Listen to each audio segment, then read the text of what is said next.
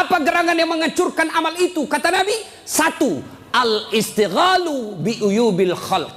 Suka sekali cerita kejelekan orang, dia lupa kejelekan dirinya sendiri.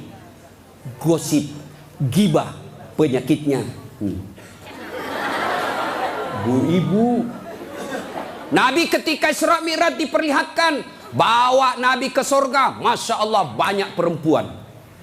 Masuk ke neraka, na'udzubillah min zalik, lebih banyak lagi perempuan. Kenapa? Kata Nabi, karena dua hal. Satu, dia tidak mampu mensyukuri nikmat berupa suami. Dan yang kedua, dia tidak mampu menjaga mulutnya. Penyakitnya ibu-ibu. Saya aja lewat tadi masih ada yang gosip. Begitu saya dilihat, dia bilang, itu juga bajunya yang di YouTube.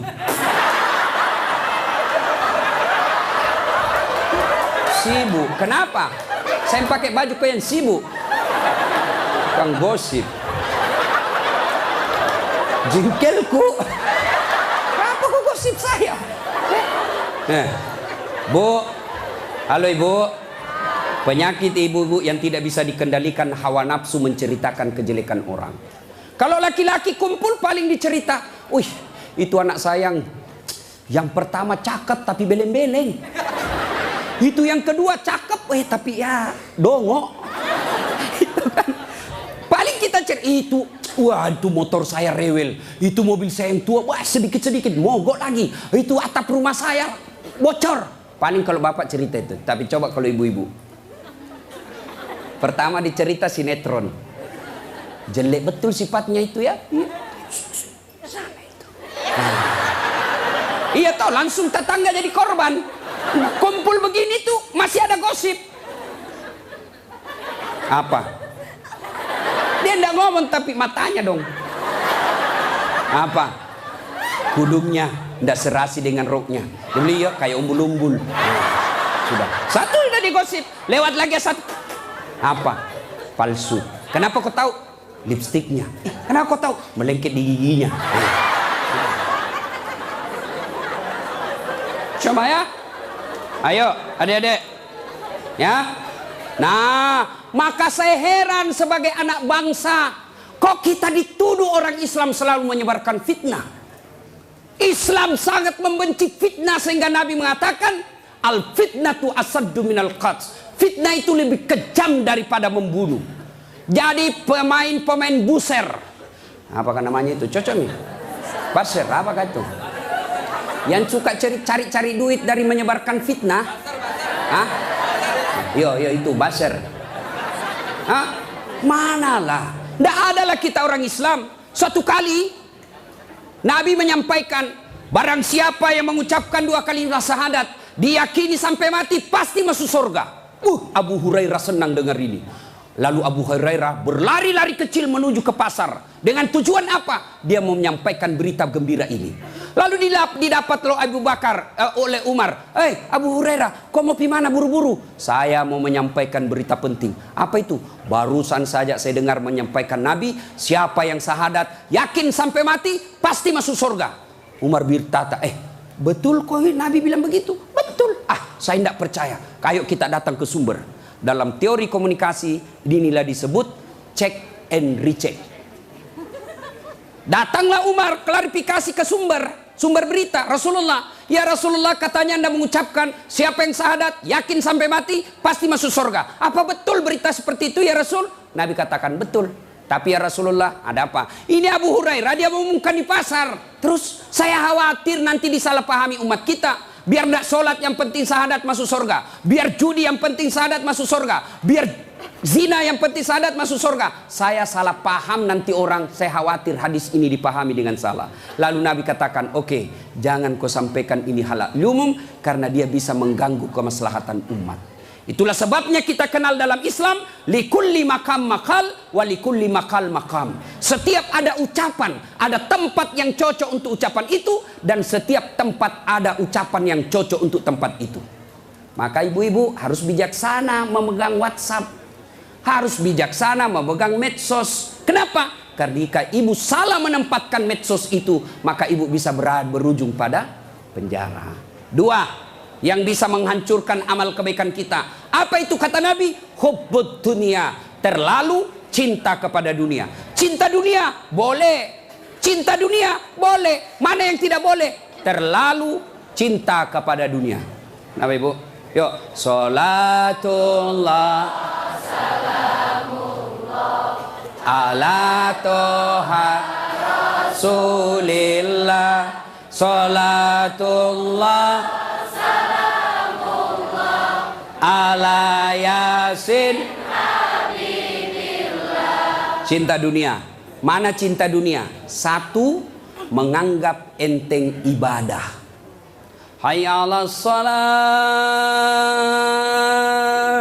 Sebentar, masih panjang waktu duhur. Ini kan sampai jam 3. Cinta dunia. Mana lagi cinta dunia? Ini paling banyak cewek. Mukanya dia tidak terima dengan ikhlas. Mukanya dikira tembok. Coklat, biru, abu-abu, krem. Sekarang cewek kan banyak palsu. Bulu matanya panjang, palsu. Matanya biru, palsu. Bibirnya merah, palsu. Pantatnya gabus, palsu.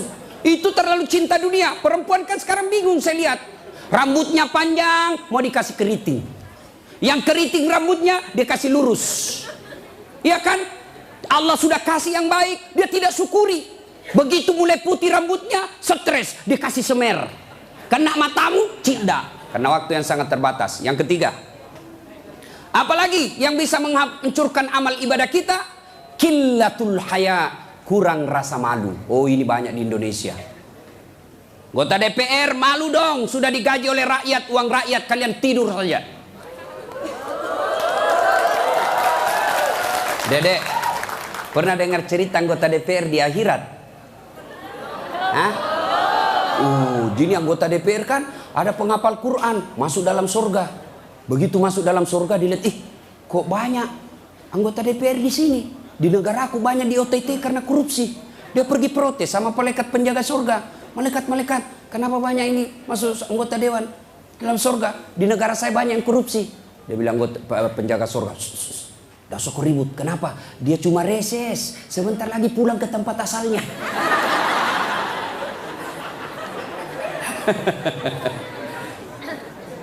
Terlalu cinta kepada dunia dilarang oleh agama. Maka oleh sebab itu kita diberikan hanya syukuri nikmat yang Allah berikan. Yang ketiga, qillatul haya, kurang rasa malu. Malu dong menyebarkan fitnah. Malu dong jadi artis tapi menyebarkan syahwat. Malu dong jadi pejabat tapi korup. Malu dong jadi kontraktor tapi rampok. Pernah dengar cerita kontraktor di akhirat? Hah? Oh, ini penghuni surga sama penghuni neraka baku SMS-an dia. Bilang penghuni surga, "Mas bro, bagaimana kabarmu di situ?" "Bah, enggak ada enak di sini. Di blender terus kita di sini. Enggak ada jam istirahat." "Kau di situ bagaimana kabarmu di surga?" "Masya Allah, enak betul. 1 laki-laki 7 bidadari." Bayangkan Pak, 7. Dan itu bidadari tidak pernah kentut. Seperti istri kita di rumah 7 kali kentut 1 hari. Enggak pernah kentut. Perawan terus. 7 bidadari. Sampai jam berapa?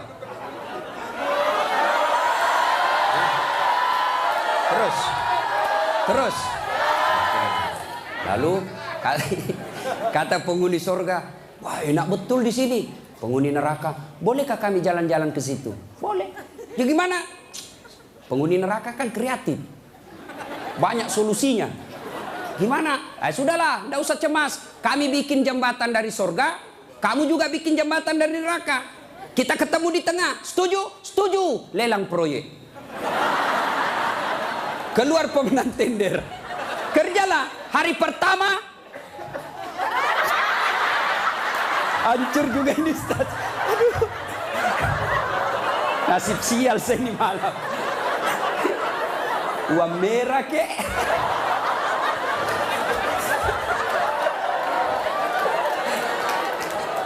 Jauh-jauh dari Sulawesi 10.000.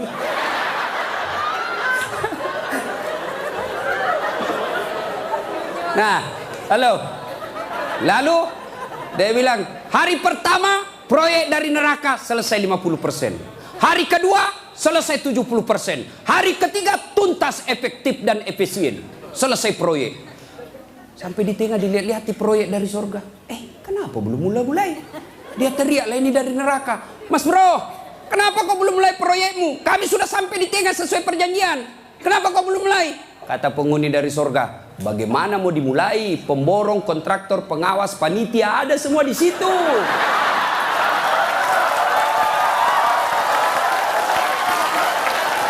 Di sini penghafal Quran aja di sini. Nggak tahu itu proyek, salah-salah kalkulatornya. Ya, cinta dunia, ya, kurang rasa malu. Mana lagi yang kurang rasa malu? Kalian cewek. Ayo, ibu-ibu hadir di sini, alhamdulillah. Tapi tolong yang paling banyak kurang rasa malunya sekarang perempuan. Mulai dari cara berpakaiannya. Kata Nabi, suatu waktu nanti perempuan berpakaian tapi telanjang dan mereka menyukainya. Berpakaian tapi telanjang dan anehnya mereka suka. Mana disebut berpakaian tapi telanjang? Lihatlah sekarang. Saya selalu istilahkan, lebih susah lihat paha ayam kampung daripada paha cewek. Yang ketawa, saya serius ini. Coba lihat paha ayam kampung. Bapak harus kembali kampung dulu.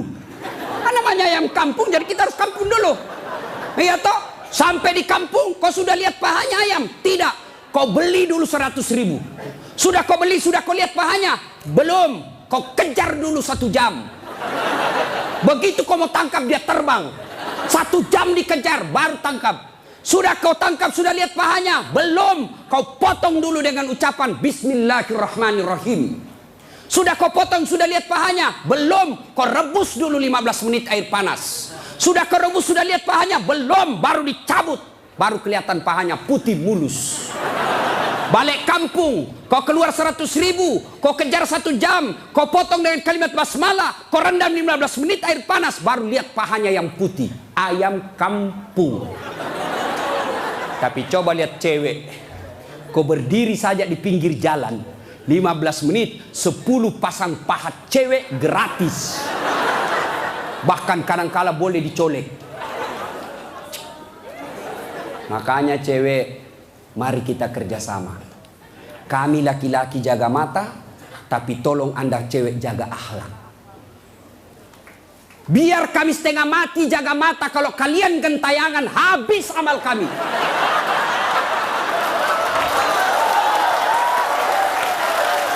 Ya, saya kalau mau pergi mengajar di kampus, saya ngaji dulu beberapa ayat, sholat duha dulu 2 rakaat, baru 1 kilometer saya naik mobil hancur amalku. Sebelah kanan ketek, sebelah kiri dada, di depan paha. Nggak mungkinlah saya jalan terus begini, tiang listrik ku tabrak. Yo cewek, woi, mari kasihani mata kami. Dilihat haram, tidak dilihat barang bagus.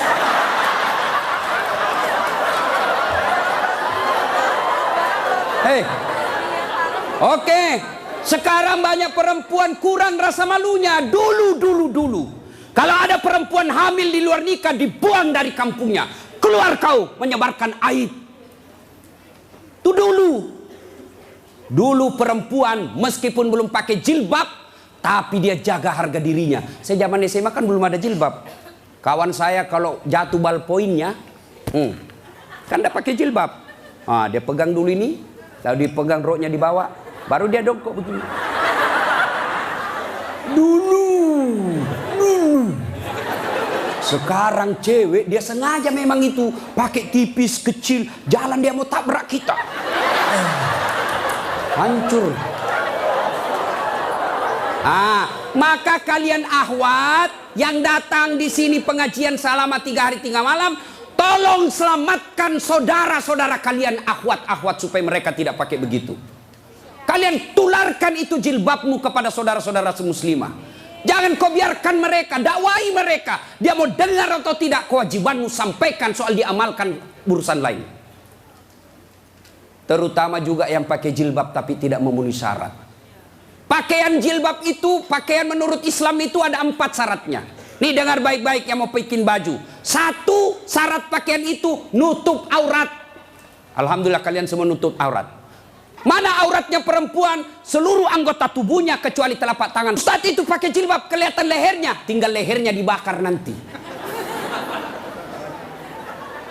Ya, kelihatan pahanya nanti dibakar. Kalau cewek masih enak dilihat. Ini ada juga orang tua, sudah mau ada cucunya. Pakaiannya saya tanya, Bu, kenapa pakai begitu? Ibu sudah tua. Dia bilang, ini baru ada, dulu waktu saya gadis tidak ada begini, Ustaz. Ini namanya bagus, dikasih ibu, kasih STNK. Tahu STNK? Sudah tua, nakal kembali. Kasih itu STNK itu begitu. Laki-laki mana auratnya? Pusat sampai lutut. Artinya adik-adik, kalian yang sudah mengaku diri hijrah, silakan main futsal, silakan main bola, silakan olahraga, tapi tolong jangan kelihatan pahamu. Pahamu adalah dosa ketika kau kelihatan. Kau suruh saudara putrimu jilbab, kalian main bola kelihatan paha, dosa. Nggak ada nafsu lihat pahaku. Siapa bilang? Siapa tahu ada janda-janda tua sudah lama nggak lihat paha. Bisa jadi. Ya. Yang kedua, syarat pakaian menurut Quran, nutup aurat. Yang kedua, tidak mempertontonkan lekuk-lekuk tubuh. Ada orang pakai jilbab tapi bajunya sempit, susah jalannya. Coba lihat itu kalau ada pengantin, pakailah jilbab sakaratil maut. Yang 3 lapis, kuning, biru, abu-abu, dikasih kiri lagi sedikit. Ada talinya dia ikat-ikat dulu, 2 meter dia kasih di lehernya. Kasih dulu. Mulai tidak bisa goyang tangannya. Bajunya sempit, roknya sempit. Jalanlah dia bilang suaminya, buru-buru ibu kita ketinggalan. Tunggu dulu Pak. Dogo. Itu namanya beleng-beleng. Tahu beleng-beleng? Dongo. Tahu dongo? Kau lah itu. Ayo. Syarat yang ketiga, cowok juga. Kalian pikir kalau kau cowok berpakaian ketat-ketat tidak berdosa? Dosa juga itu. Yang lebih mencengkelkan itu yang gendut. Masuklah dia di masjid pakai kaos oblong. Begitu dia ruku, mulai mencemaskan. Sujud, ada celengan. Beleng-beleng.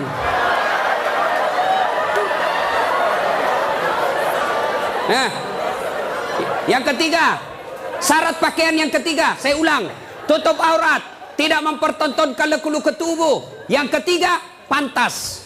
Apa maksudnya? Kalau saya alumni apalagi Muslim United, saya alumninya, 3 hari 3 malam saya dengar dakwah, maka sebaiknya pantas tidak saya berpakaian begini. Saya pengurus remaja masjid, pantas tidak saya berpakaian begini. Saya muslim terhormat, pantas tidak berpakaian begini. Saya pejabat, pantas tidak saya berpakaian begini. Saya muslimah, pantas tidak berpakaian begini. Tanya kepantasannya. Itulah sebabnya agama Islam mengajarkan ketika kau berpakaian, tanya, yuk pantas tidak pakaian begitu. Dan ini pakaian ternyata menyelamatkan kita dari dosa. Mana buktinya? Saya kemana-mana saya pakai begini. Cuma kadang-kala dia gosip saya itu pegawai bank. Kan saya mana-mana pakai sarung. Saya masuk nabung, ada pegawai apa sih itu yang namanya terima duit? Teller. Hah? Iya teller. Dia gosip. Dia apa? Salah masuk. Dia kira masjid. Dia kira saya masuk masjid, saya pakai sarung. Saya dengarlah saya, kenapa? Saya pakai sarung koin sibuk. Nggak jadi saya nabung, pulang saya. Orang kalau pakai muslim begini, baju koko, gamis, insya Allah terpelihara dari dosa. Saya jalan tiba-tiba di mall banyak cewek cantik, nggak mungkin saya lihat. Kenapa? Saya malu. Masa Ustadz lihat cewek cantik? Terpaksa dilihat, ya lihat sedikit aja. Sudah. Ayo, ibu-ibu, mau ndak suamimu terhindar dari tempat-tempat maksiat? Keluar, suruh pakai peci, pakai songkok, pakai gamis. Ndak mungkin dia pakai begini pergi main biliar. Maka suruh pakai itu. Ada di Makassar, saya sudah suruh pakai Ustadz, tapi di mobil dia ganti. Memang sudah tabiatnya itu, sudah bajingan. Ya. Yang keempat, syarat pakaian yang keempat adalah indah. Ternyata Allah tidak meninggalkan keindahan. Allah tidak melarang kita keindahan dalam berpakaian, tapi dengan catatan tertib aturannya. 1, tutup auratmu. 2, jangan kau tontonkan lekuknya. 3, pantas. 4, indah. Ini sistematis, tidak boleh ditukar. Sayang 1000 sayang kita bikin pakaian.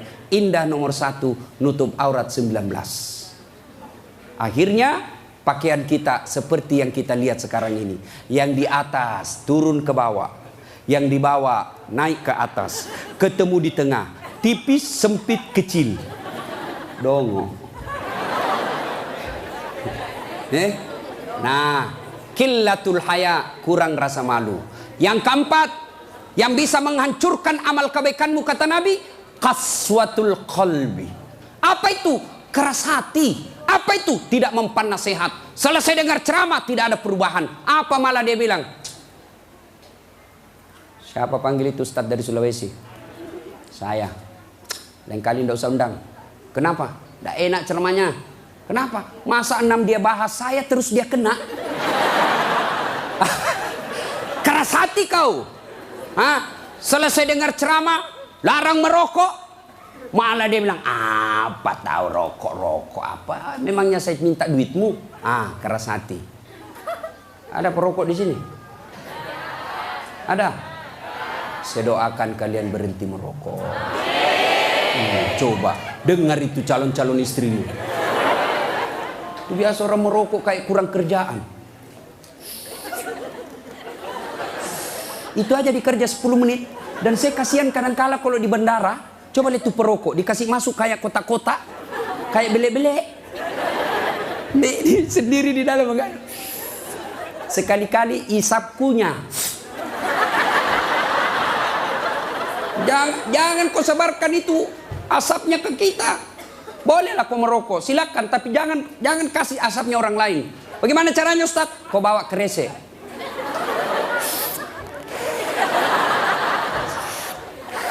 Itu bebas polusi. Ibu-ibu setuju enggak suaminya berhenti merokok? Kalian membenci 9 naga. Kalian membenci mereka-mereka itu. Tapi kalian beli rokoknya. Kalau kalian mau hancurkan mereka, berhenti kau merokok. Lebih baik itu rokokmu anak muda, kau tabung, lamar cewekmu.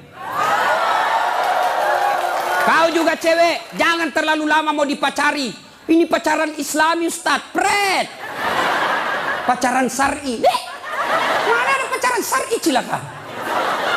Dengar ini cewek. Kau sudah 2 tahun dipacari, tidak dilamar-lamar. Berhenti kau. Kasih tahu itu cowokmu. Motor aja dicicil 1 tahun sudah lunas. Kamu sudah 2 tahun dipacari, tidak dilamar-lamar. Modal 10.000. Roti 1. Teh botol 1, autan 2. Modal 10.000 malam minggu. Qaswatul qalbi, keras hati, tidak mempan nasihat. Mereka yang selesai dengar dakwah tapi tidak ada perubahan, itu yang disindir oleh Allah. Wa thawaun alaihim a'anzartahum la yu'minun. Kau sampaikan ayat Allah atau tidak, kau ceramai atau tidak, sama saja mereka tidak akan beriman. Keras hati, habis amalmu. Yang ke-5, penghancur amal, tulul amal. Apa itu? Panjang angan-angan alias malas. Dan yang ke-6, wadzalimun la yantahi. Perbuatan zalim yang tidak bisa dihentikan. Zalim kepada Allah, tidak sholat. Puncak kesaliman kepada Allah, tidak sholat. Ada yang malas sholat di sini? Ada? Adik-adik, mau jadi direktur, mau jadi pegawai, mau punya rumah yang mewah, gampang.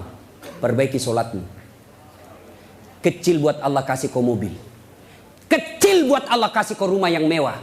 Allah cuma minta sempurnakan sholatmu. Ada di sini yang tidak ada masalah? Ada? Ini malah muka-muka penuh masalah semua ini. Ayo. Mana ada manusia tidak ada masalahnya? Istri cantik, kok kira bukan masalah? masalah, digoda orang. Apalagi kalau suaminya jelek, lebih masalah lagi. Berarti bagus kalau istri jelek. Istri jelek dihina orang, kita lagi yang malu jalan sama dia. Duluan aja deh, nanti kita ketemu di gedung. Sampai deket tuh tidak muncul-muncul suaminya. Mana kau bang? Tidak jadi, saya mencret. Istri jelek masalah, istri cantik masalah. Mana ada orang tidak ada masalahnya? Kita kuliah apa masalah? Mau sarjana. Sudah sarjana selesai masalahmu? Tidak, mau punya kerja. Sudah punya kerja selesai masalahmu? Muncul masalah baru. Apa? Mau jadi kepala dinas. Sudah kepala dinas selesai masalahnya, muncul masalah besar lagi, mau jadi sekda. Sudah jadi sekda selesai masalahnya, belum, mau jadi wali kota. Sudah jadi wali kota, mau 2 periode. Mau 2 periode baru dongo. Beleng-beleng. Kau salah, kenapa kau suruh pilih dongo? Mau kok. Ayo, tidak ada orang tidak ada masalah. Ya. Maka Allah tidak mengatakan, hei Das'at, ada masalahmu, kau puasa dulu. Tidak. Hei Das'at, ada masalahmu, kau jadi dokter dulu, kau jadi insinyur dulu, kau kaya dulu, kau anggota DPR dulu. Allah tidak menyatakan itu. Allah cuma minta 2. Ista'inu bis-sabri was-shalah. Sabar, perbaiki solatmu, saya yang selesaikan masalahmu. Itu janji Allah, bukan janji caleg. Kalau caleg mau dipilih, dibagi-baginya kartu namanya. Pilih saya, pilih saya. Ada masalahmu, telepon saya 24 jam. Begitu terpilih, dia ganti nomor HP-nya. Allah janji, pasti Allah tepati. Allah cuma minta, ada masalahmu cewek, kau risau soal jodoh, yuk perbaiki solatmu. Cowok, ada masalahmu, kau sudah sarjana, tidak dapat kerja, yuk sempurnakan solatmu. Saya sudah solat Ustaz. Betul kau solat tapi tidak ikhlas. Hayya 'alas shalah. Asar lagi. Barusan duhur, kau tidak ikhlas. Saya sudah solat Ustaz. Betul kau solat tapi main-main. Mana buktinya? Allahu Akbar. Alaikum. Ya kana mulian. Suratul ladina. Kau ketawa karena kau bayangkan dirimu. Siapa yang ngajar kau sholat begitu? Sampai ada yang tanya saya, ibu-ibu, Ustaz boleh enggak sholat? Panas Ustaz di rumah, enggak ada AC, enggak ada kipas. Sholat duhur boleh enggak tidak pakai BH? Boleh, tapi kau tidak beradab namanya. Boleh. Bayangkan kalau kau ruku. Yang ketawa cowok, ini barengan laki-laki perempuan. Boleh, tapi tidak beradab namanya. Itu kau tidak ikhlas. Saya sholat Ustaz, betul kau sholat. Tapi sholatmu ya tidak seperlunya. Ayo sholat Allah.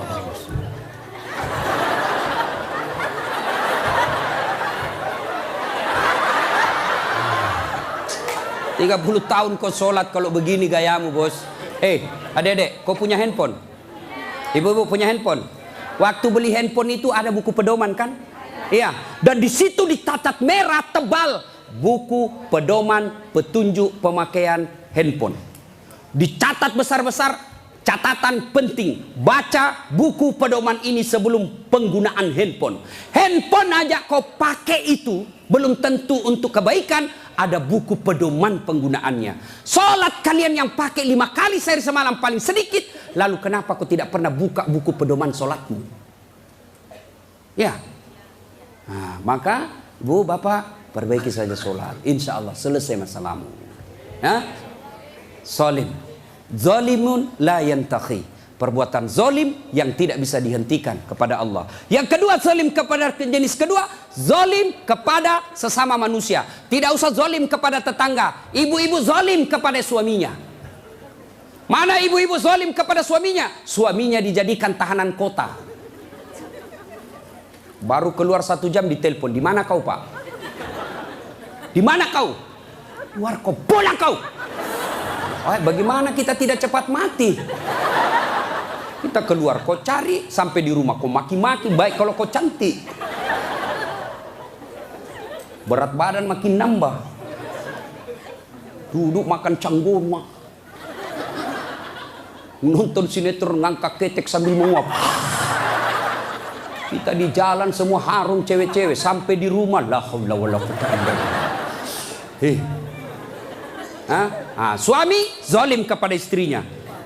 Contohlah Rasulullah, ya. Rasulullah itu sangat romantis. Maka orang yang zalim kepada Allah adalah tidak menunaikan kewajibannya kepada Allah. Zalim kepada sesama manusia, hak-haknya orang dia serobot. Dan yang ketiga, zalim kepada diri sendiri. Apa zalim kepada diri sendiri? Dia sudah tahu maksiat, tapi dia tetap lakukan.